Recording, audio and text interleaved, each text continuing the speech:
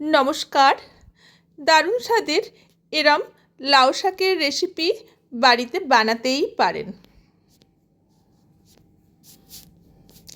কড়াইয়ের তেলের মধ্যে 5 ফোড়ন দিয়ে দিয়েছি।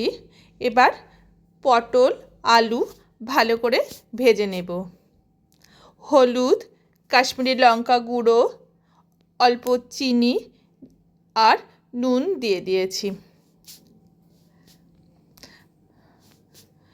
লাউ শাকের ডাঁটা দিয়ে দিলাম।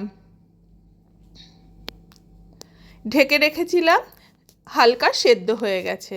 এবার কেটে রাখা লাউ শাক দিয়ে দিলাম। অনেকটা নারকেল কোড়া দিয়ে ভালো করে কষিয়ে নেব। সেদ্ধ হয়ে গেছে।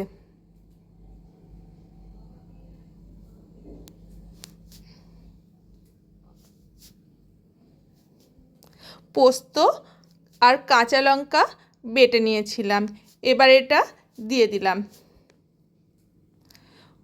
হয়ে গেল লাউ পোস্ত। আপনারা সকলে ভালো সুস্থ থাকবেন। ভিডিওটি দেখার জন্য সকলকে ধন্যবাদ। নমস্কার।